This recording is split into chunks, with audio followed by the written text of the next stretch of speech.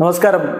Raf talk ഫുട്ബോളിലേക്ക് അവർക്കും സ്വാഗതം. യുവേഫ ചാമ്പ്യൻസ് ലീഗിന്റെ ക്വാർട്ടർ ഫൈനൽ ആദ്യ വാദത്തിലെ 4 മത്സരങ്ങളും ഒന്നിനൊന്നും മികച്ചതായിരുന്നു. ഇതിൽ ആരാണ് മികച്ച പ്രകടനം നടത്തിയത്?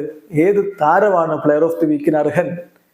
ചോദ്യം തന്നെ വളരെ ബുദ്ധിമുട്ടേറിയ ഒന്നാണ്. എന്തായാലും യുവേഫ ഒഫീഷ്യലായിട്ട് അവരുടെ വെബ്സൈറ്റിൽ ഇതിന്റെ വോട്ടിംഗ് ഇപ്പോൾ വെച്ചിട്ടുണ്ട്. അത് പുരോഗമിക്കുകയാണ്. 4 മത്സരത്തിലെയും പ്ലെയർ ഓഫ് ദി മാച്ച് ആയിട്ടുള്ള താരങ്ങളെയാണ് അതിൽ അവർ ഉൾപ്പെടുത്തിയിരിക്കുന്നത്.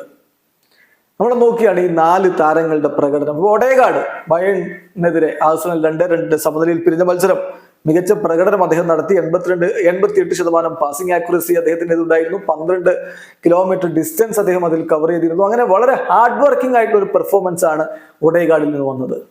പിന്നെ റാഫീഞ്ഞയുടെ പ്രകടനം പാരീസ് സെന്റ് ജർമ്മനെതിരെ മിന്നുന്ന കളി അദ്ദേഹം പുറത്തെടുത്തു. 2 ഗോളുകൾ അദ്ദേഹം നേടി.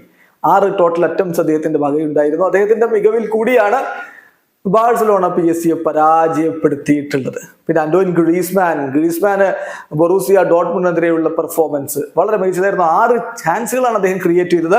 1 അറ്റംപ്റ്റ് അദ്ദേഹം നടത്തി, 1 അസിസ്റ്റ് അദ്ദേഹം കൊടുത്തു. അങ്ങനെ കളിയിൽ വലിയ ഇമ്പാക്റ്റ് ആണ് ഗ്രീസി ഉണ്ടാക്കിയത്. ഗ്രീസി അല്ലെങ്കിലും സമീപകാലത്ത് മിന്നുന്ന പ്രകടനം നടത്തിക്കൊണ്ടിരിക്കുകയാണല്ലോ. പിന്നെ ഫിൽ ഫോഡൻ, മാഞ്ചസ്റ്റർ സിറ്റിയുടെ താരങ്ങളിൽ മിന്നിക്കത്തി കളിച്ചിട്ടുണ്ട് പലരും. അതില് ഫിൽ ഫോഡനെ എടുത്തു പറയണം. അദ്ദേഹം ഈ സീസൺ അദ്ദേഹത്തിന്റെ ഏറ്റവും മികച്ച സീസണാണ്.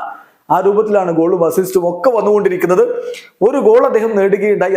അതാണെങ്കിൽ സൂപ്പർ ഗോളാണ്.